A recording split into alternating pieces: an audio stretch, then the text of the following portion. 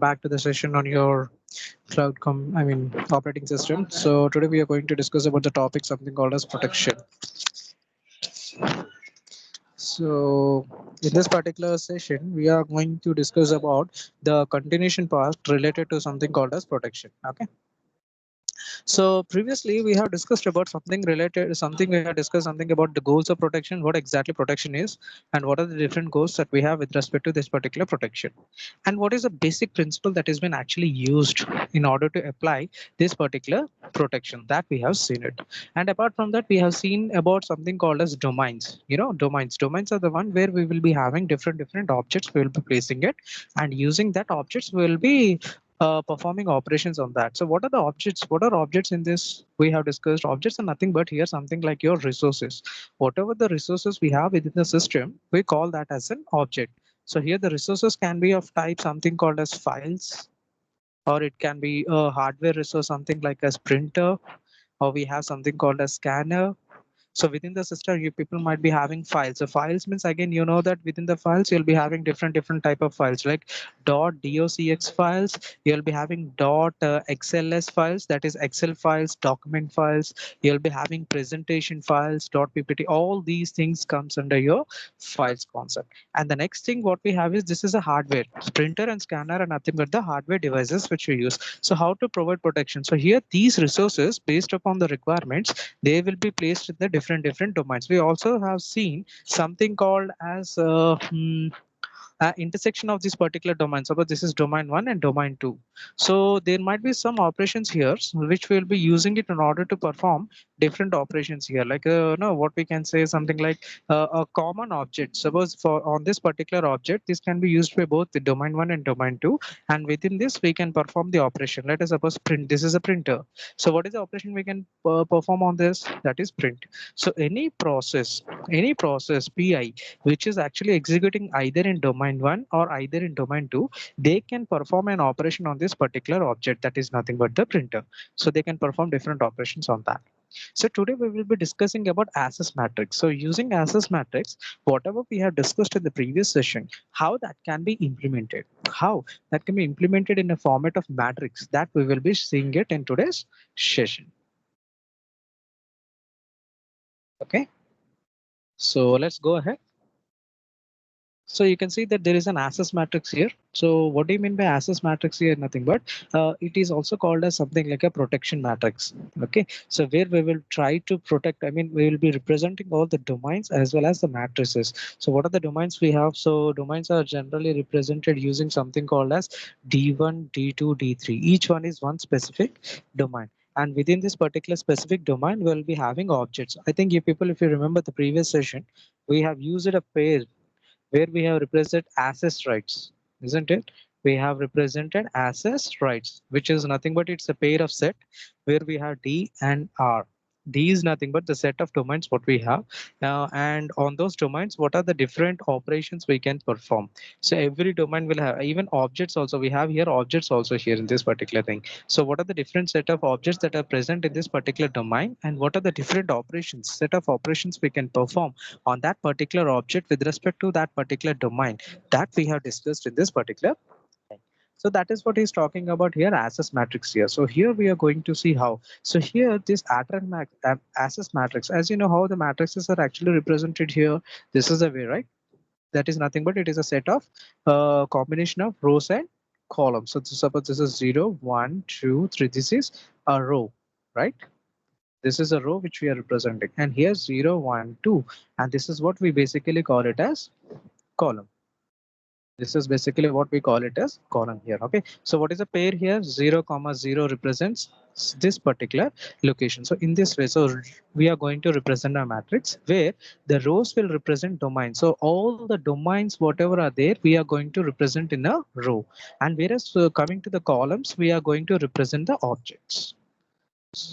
So coming to the column, we are going to represent the different objects what we have. Now, if you want to access a particular cell in that particular matrix, then you can do it using something called as access of I comma j. So I is nothing but this is the one which is representing the row here. This is the one which is talking about here. So I is represented here and the column is represented using j.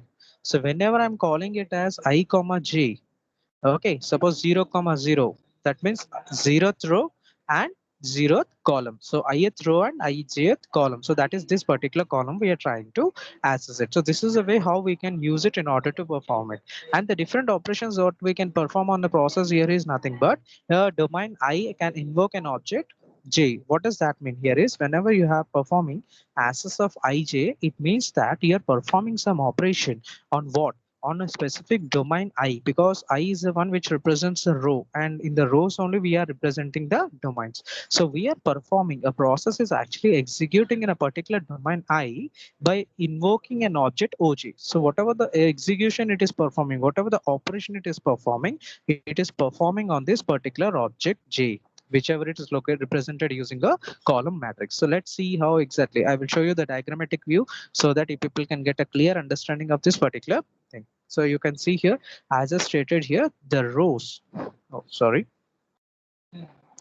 So if you see here in this particular thing, so here, this particular row is what, I mean, the rows are representing something called as domains.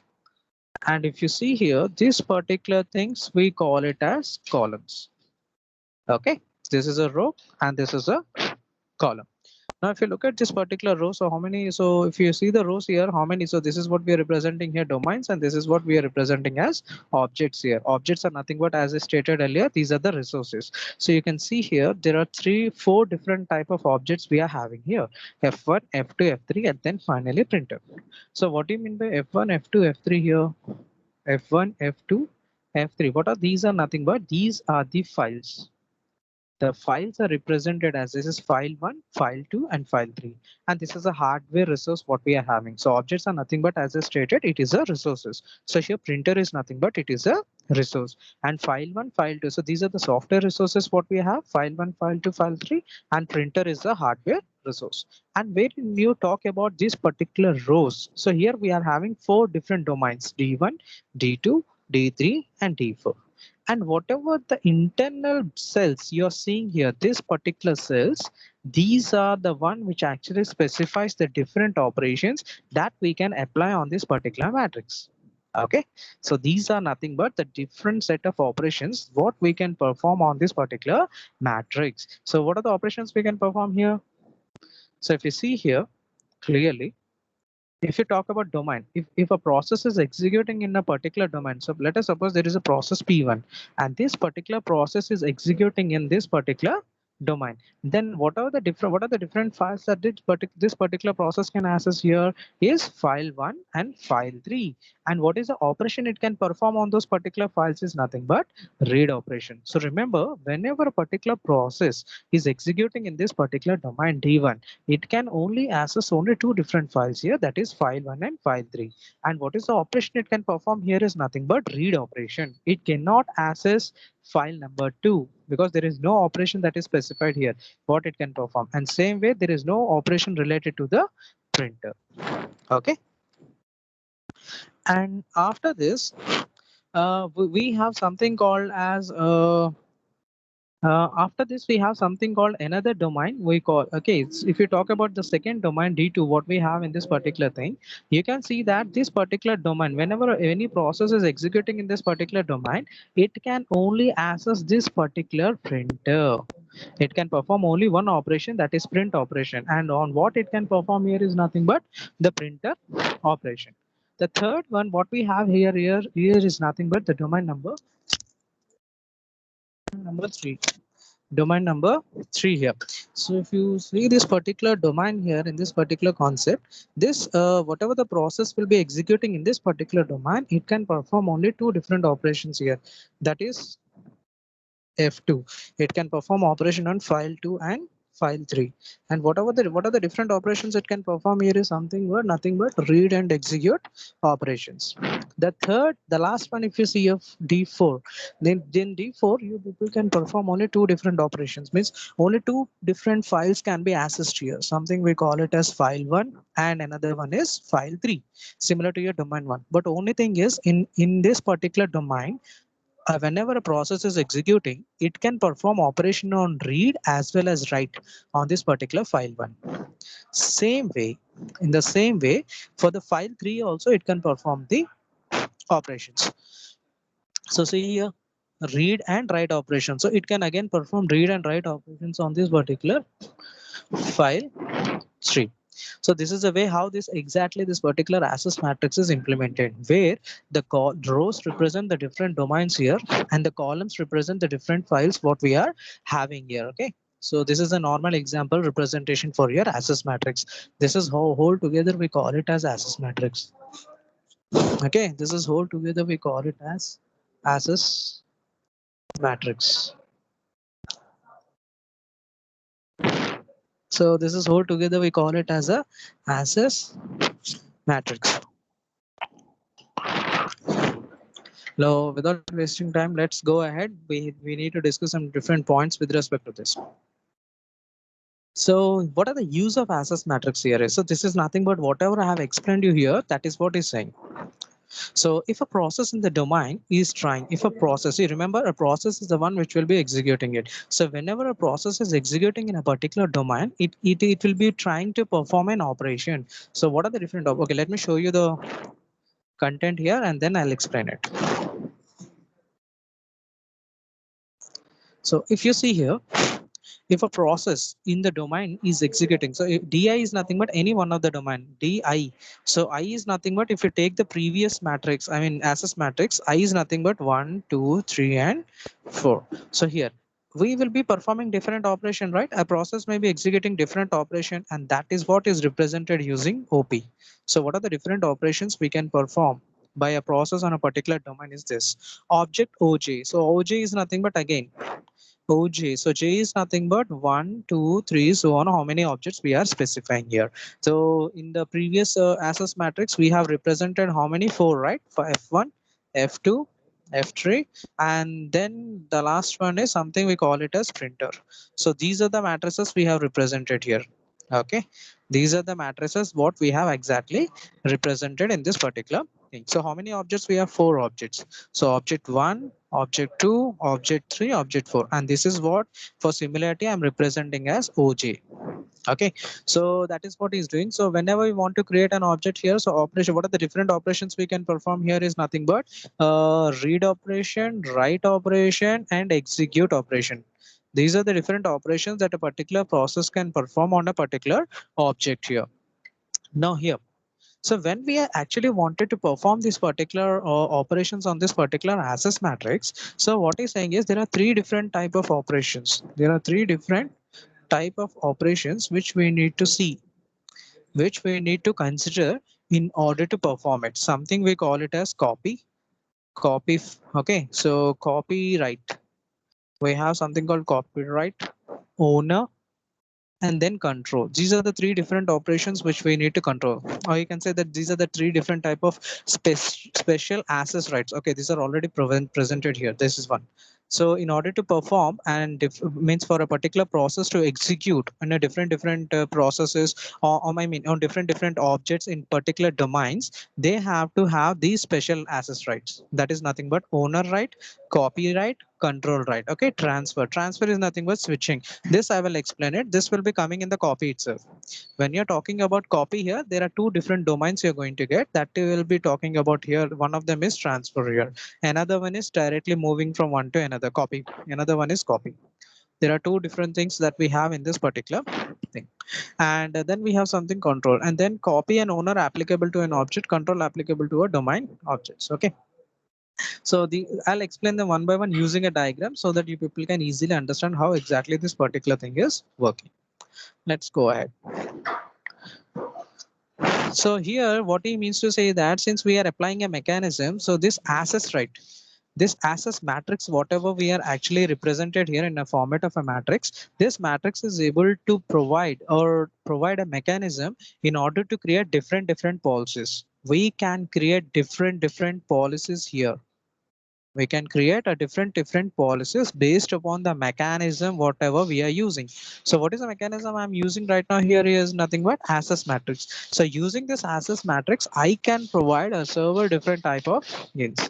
So operating system provides access matrix plus rule that comes under a mechanism. So I will be presenting an access matrix, and within that I'll be representing the different rules with respect to the objects whatever we are having. It ensures that the matrix is only manipulated by authorized agents. Obviously, whoever is actually creating that particular matrix, they have the full permission to represent. Like for example, I have represented our objects here, right? Something like I have represented file 1, file 2, file 3. Now I have written for domain 1 the read operation for file 1. Who is actually going to decide that? The user is actually going to decide, and based upon the requirement, based upon the environment and the requirement where we are exactly performing this will be decided by the user. He will be creating this access matrix and performing it. That is what he's saying exactly in this particular thing. Okay. So what are the different pulses? User indicates pulses. So we are the one we are going to indicate pulses here. So apart from that, what he's saying is on the columns, what in the columns we were representing objects. But if you want to switch a particular process, we have already discussed in the previous session. If you don't remember, you people can just watch my video here. So in a previous session, I said the process maybe shifting. The process may be shifting, or you can call it a switching. A process may be switching from one domain to another. A process may be switching from one domain to another. Then in that case, how the access matrix is going to help us in order to represent, the for example, I gave you an example like this is domain 1 and this is domain 2. A process p1 is initially working on the object that is present here, and suddenly this process p1 switch it to this particular d2 in order to perform some operation. So when this particular switching take place by this particular process, how can we represent with the help of an access matrix? Now here the best example what he gave is, we can do one thing. The thing is that we people can represent the domains also as a objects. As you know, in the access matrix, the columns are used for representing what? Objects, isn't it? The columns are used for representing objects and the rows are used for representing domains. So if you see here, what he's saying is, apart from the objects, whatever we are using, apart from that, we can use the column matrices, I mean the columns in a access matrix to represent the domains as an object. So here D1, D2, D3, D4, these are the objects we are representing. And why we are representing here is that we are actually specifying some rules that not all a particular process cannot shift from one domain to another domain easily. A particular process cannot shift from one domain to another domain as per its own requirement. It is done only based upon the rules. Now if you see here, let me explain it. If you see the first row, if you consider this particular domain, if a process is executing, if a process p1 is executing in a domain d1, it can only access two different files here, f1 and f3. That is what we have discussed in the previous session, in the previous slide, where it can perform only one operation. What is that? Read operation on these particular files. Apart from that, a particular process can switch to a second domain from d1. Another process, means of that particular process whichever is executing, that particular process can jump from a domain 1 to domain 2. So wherever switch is written, only to that particular domain we can jump. We cannot jump to some other particular domain. For example, if you take a domain 2, suppose here another process is working. Let us suppose pj. Pj is the process which is executing in this particular domain. Then what is the object it can access in order to perform operation? That is nothing but the object is laser printer. It can only use laser printer to perform the operation. And what is the operation he will be, what is the operation he is going to perform here? He can only print operation is the one which is going to perform on this particular laser printer. Now in case this particular process wanted to jump from one location to another location, how can he jump? Means if you see here, this particular process which is executing in domain 2 can jump to domain 3 or domain 4. That is nothing but this one and this location. But if you see here, what about this domain 1? It cannot jump to that particular location. So when it is jumping to domain 3, it can access file 2 and file 3 also. And when it is accessing them, whatever the operation we have specified here, that operation will be performed on those particular files whichever has been specified. Okay, so this is the way how we people can say. If you take the last one, domain 4, if a process is executing in this particular domain, it can perform read and write operation on file 1, read and write operation on file 3. Apart from that, if we wanted to switch to some other domain, it can only switch to domain number 1. So that is nothing but this domain, that particular process can jump. And when it is jumping to that particular process, then it can access file 1 for only reading operation and file 3 for read. Then it cannot perform write operation here when it is jump to domain number 1. But if you see here, coming to domain 2, domain 3 and domain 4, they cannot perform any operations into this particular thing. This is what he is exactly saying in this particular scenario. Okay, so this is the way how we people can represent switching of a process from one domain to another domain. So whenever a process is jumping from one location to another location, we can perform this. Now, apart from this, as I told you that we have something called as copyrights, right? So this is a diagrammatic representation of a copyright, and this is a diagrammatic representation of a owner right. Now, what is the difference? Please let me allow you to explain this particular concept. If you see here, domains, so here I am having three different domains I'm representing, and there are three different files, F1, F2, F3. Okay, and in this F1, it will be performing operation something called as execute here, execute in file 1. And same way for file 2, in the domain 2, it can perform read operation and write execute here. So what do you mean by copyright here is nothing but one of the operation which is we are performing on that will be represented with the star. You can see here there is a star to this particular thing, and same way there is a star write for write operation in the domain 1. For the file 3 we are having star. So what do you mean by star here is nothing but whenever a particular process, suppose let us suppose there is a process p1 which is executing in this particular domain d1. Okay, and then it is having an access to which particular objects here, file 1 and file 3. And what are the operations it can perform on those particular files? Execute for on f1 file 1 and write operation on file 3. That is okay. Now, what do you mean by copy in this case is nothing but whenever a process is executing on a particular file, I mean F3, it is having a file permission for write. Now, copyright is nothing but that particular process has the permission to make this particular write of that particular file to write anywhere else. Okay, copyright is nothing but that particular file f3.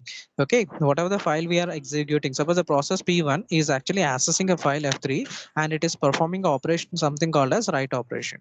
And when it is performing a write operation here, this particular process has a permission, one time permission, not multiple times, only one time permission, that it can, for this particular file, it can write in that particular column anywhere. It can simply copy that particular operation. For example, I have an empty slot here. I can write here, write. Who can write here?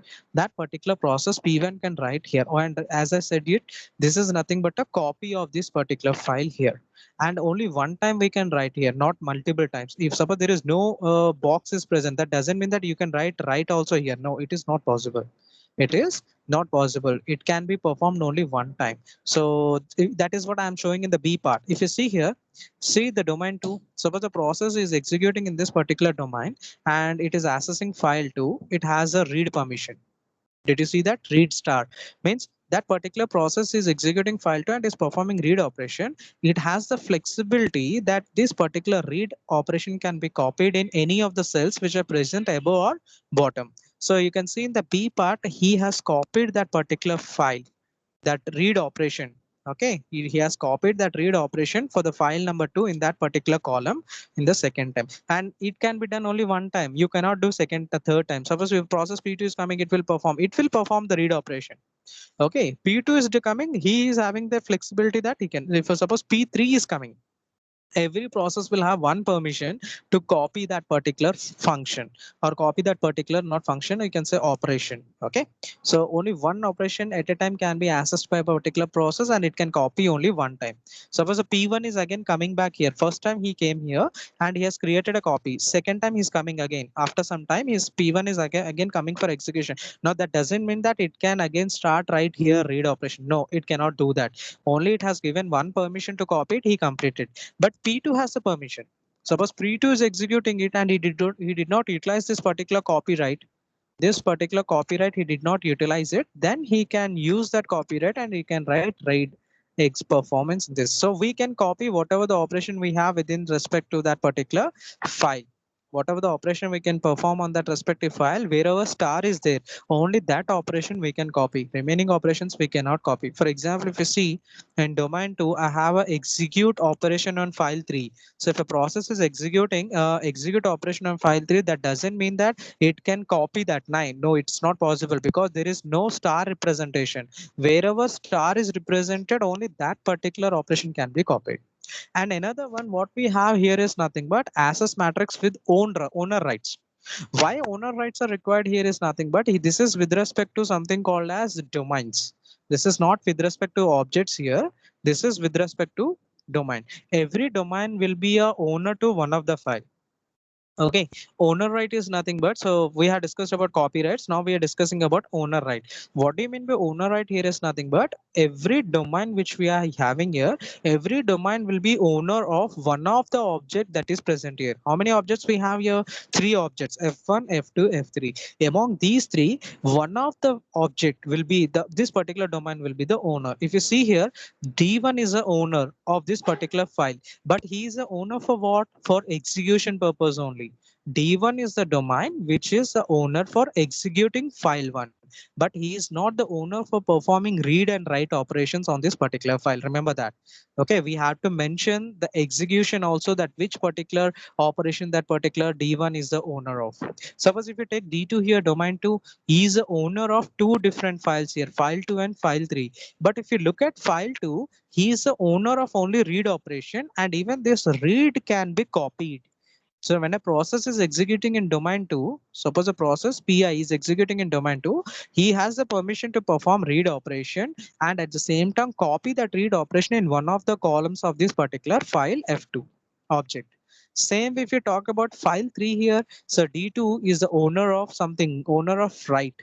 Okay, read operation it can perform, owner of write operation he is. So if you see in the B part, domain 2, what he did is he's the owner of this particular file F2 and he's the owner for what? Write operation, right? So I mean read operation. Now this particular owner has performed write operation also, and he has given star in the sense that any process which is executing in this domain and it is accessing this particular file and it is performing a write operation on that, so that write operation can be copied, even read operation can be copied. Suppose some process is executing, he has actually copied the write operation and he placed it here. Means in the domain 3 also we can perform a write operation on this particular F2, but we cannot again copy that to this particular location. Same thing is this here also, you can see here we have the owner write operation. So the domain 2, what he did is he actually within that this he is the owner of this particular file. So in all the columns he has represented write operation. You can see this one, he has represented here something called as a file operation in this particular case. Okay, so this is a way how exactly the owners are going to take place. So one is with respect to copyrights, where the copyrights are totally depends upon the objects. Based on the objects, every object will have some operation, and that operation will be having an asterisk. I think you people know what do you mean by asterisk is nothing but star. It means that a process which is executing on that particular file, on that particular resource or an object, which is and it is performing the operation which has been represented with asterisk, that particular operation can be copied and placed into another columns wherever we like. That is what he's saying exactly in this particular scenario. When you are talking about owners, owners are with respect to domains. Remember that copyrights are with respect to objects, whereas coming to owners are with respect to domains. So domains can perform the operation. So both ways he has given it. But what if we want to control it? Like who is exactly going to write those, I mean, processes and all? For example, if you see here, these read operation, read, print, who is exactly going to specify this is nothing but the user is going to specify this particular thing. So here we also have something called as control rights. These control rights are with the user. Why these control rights are required is for the required here is so that it can be provided to the user to specify what type of operations. So specify what type of operation to be performed. To be performed on what? To be performed on different objects here. What are the objects we have on different objects? These are the objects. Okay, so what are the different things we can perform on different objects? So user has been given the permission what actually operation they need to require to perform in this particular domain, in this particular domain. Suppose D2 is there, it is performing print. I am as a user, I wanted to read. Sorry, I wanted to write. So I will specify write operation here so that this particular file, whenever a process is executing, it can perform write operation on this particular file. So I'm giving the permission here. And remember, this access matrix, whatever you people are seeing here, this is very much important. And based on this, if a particular process is entering into this particular domain and if it is having access to this particular file, it can perform operation on this particular file only if you have specified here. If you did not specify anything here, then this particular process has no access permissions or access rights to perform operation on this particular file. Remember that. So if a process P1 is executing in D1, he can perform only read operation on F1. He cannot perform write operation or execute operation on file 1. Same way for file 3 also, he cannot perform write and execute operations on this. Only read permission is allowed onto this particular thing. That is what you people have to keep in mind. Please do remember that. Mm. So here what he's showing is the earlier one, whatever he has shown is the control. So if you see here, switching control, what we have, we can switch from one to another now. So here access rights, when he's talking about something called as control, you can see here switch control. So D2, so for example, D4, if you see the previous one, okay, let me show you the previous one once.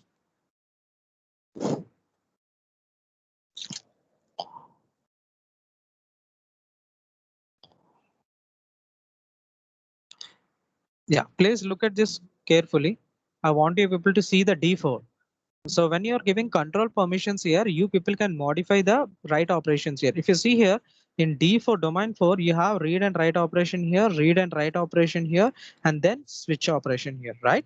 And if you see here, there is switch, switch, switch.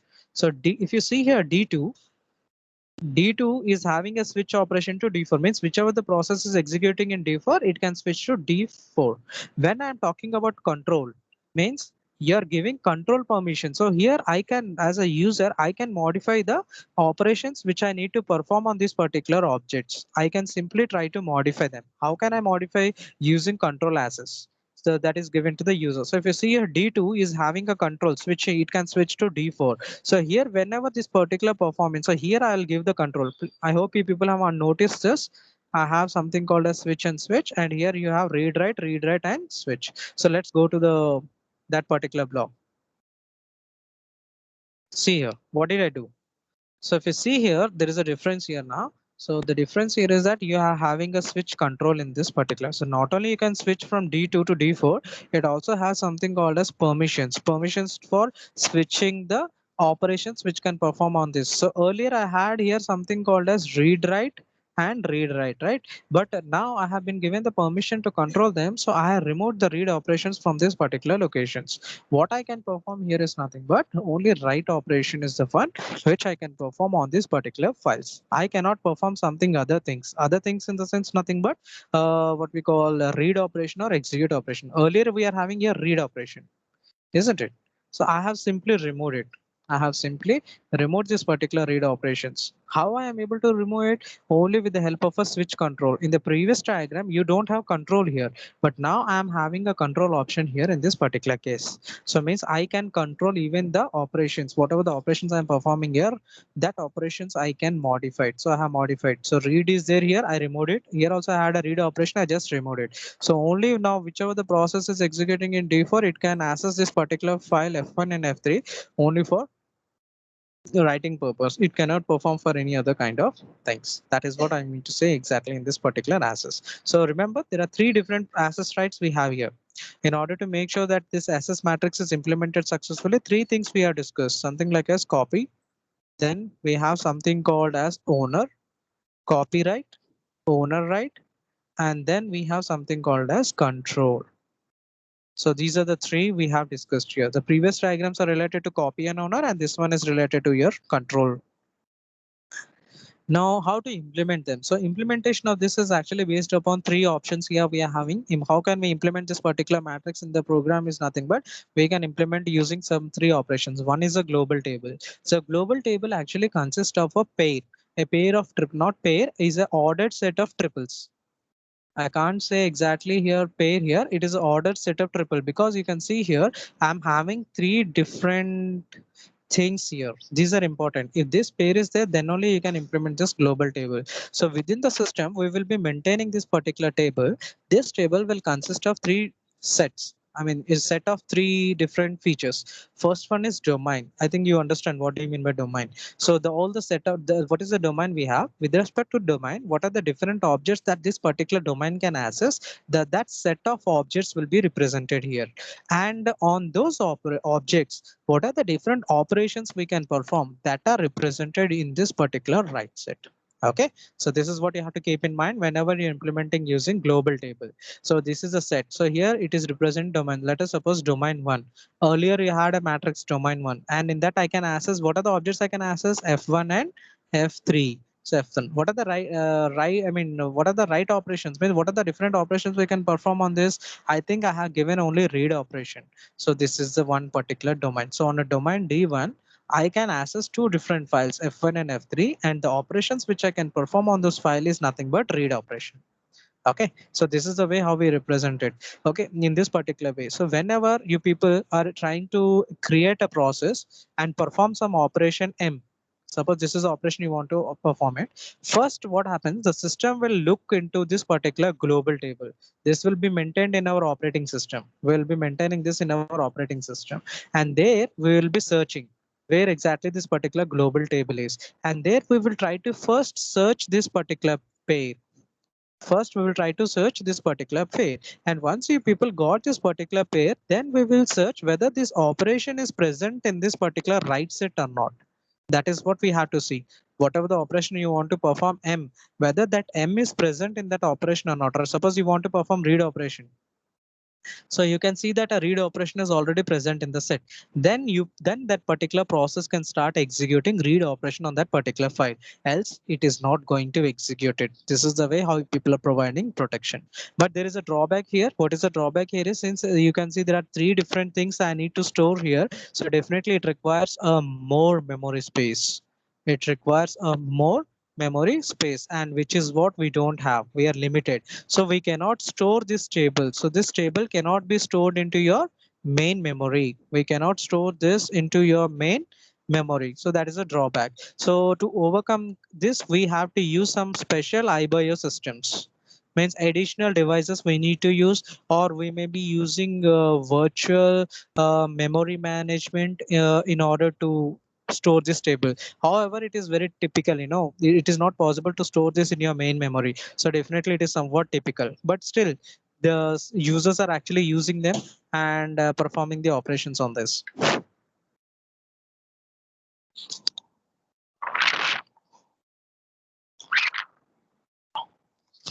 Okay. So the next option what we have here is nothing but access list of a file. So what do you mean by access list for the object is nothing but this is a column representation what we have. Okay, so you can see here every column. So here this is nothing but access list is with respect to the columns. What are the columns we have here? So in the columns, if you see here in the columns, we represent file 1, file 2, file 3, and then we had something called as laser, isn't it? So here file 1, access list is nothing but it is a list. It is a set of list represent. It is a pair of set of list represented like this. And for this particular file, within that particular list, what are the different operations we can perform?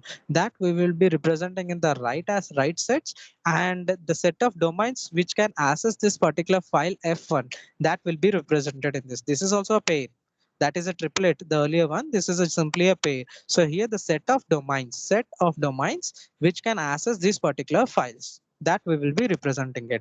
And what are the different operations we can perform on that particular file, that will be represented here in this particular thing. That's what exactly he is explaining here in this particular scenario. Yeah. Okay. So if you see here domain one, so if you take domain one, the read and write operation can be performed on file one. So in domain two, you people can perform read operation. Domain three, you can perform read operation here. So this is with respect to here something called as column. So column only now. So file one, file two, file three. So wherever empty, suppose here I have a read operation. This is empty. This is write operation. This is domain 1, domain 2, domain 3. So you can see that this particular file is what are the operations we can perform on that read and write operation. And that is with respect to domain 1 and domain 3. So that will be we are writing. So D1, D3. What are the operations we can perform? Read and write. This is the way how we can represent. I mean, within the brackets like this and greater symbol this. This is the way how we can represent it. So if you see domain 1 read write operation, it can put domain 1 only read operation I written, so read will be performed. Domain 2 it is no, so there will not be anything like this. To domain 3 write operation, so here it will be write operation. So this is the way how we can represent. Same way you can represent column wise also. So column wise is nothing but file 1. You can perform read operation, read write, execute. So whatever we have represented in the access matrix, that only we are representing in this a particular access rate. Now in this, apart from this particular pair, you're also having something called as default list. We are also having something called as default list. So whenever a particular process try to execute an operation M, first the system will try to search for this particular pair. If this particular pair is available and this operation is present in the right side, it will start performing the operation. In case if that particular operation is not there, then in this particular list, then it will search the default list. If in the default list you are having that this particular operation, then the process can execute. But in case if it is not present in this and neither in the default list of operations, then this particular process cannot execute this particular operation on that particular file. Remember that. That is what you people have to keep in mind in this. Okay. And then coming to the third option, capability list. Now this is with respect to domain. This is with respect to domain, not with respect to your access list. I mean your files, not with respect to your objects. This is with respect to your domain. So every domain is having access to certain set of objects and they have certain operations on them. So we will be preparing a capability list. A capability list is the one based upon the domain, whichever the domain that particular, I mean, based upon the object, whichever is with respect to that particular domain is available, and what are the operations we can perform on that. Based on that, we'll be creating this particular capability list. So here objects can be represented either by their physical names directly or based upon their addresses, and that is what we call it as capability. Remember, objects, what do you mean by capability here is nothing but whatever the object is there within the access matrix, that is can be represented by a physical name or it can be represented by the addresses. That is what we are calling it as capability. That is what we are exactly calling it as capability. So whenever an object has to be, so same thing, whatever I'm explaining from the beginning, same thing. So whenever operation M has to be executed on a particular object, first the process will be requesting that operation and specify the capability. Now the system will try to detect whether that particular operation, whichever that particular process want to execute, is there or not within this particular capability list. If that particular thing is not present in the capability list, then that particular process cannot execute this particular operation.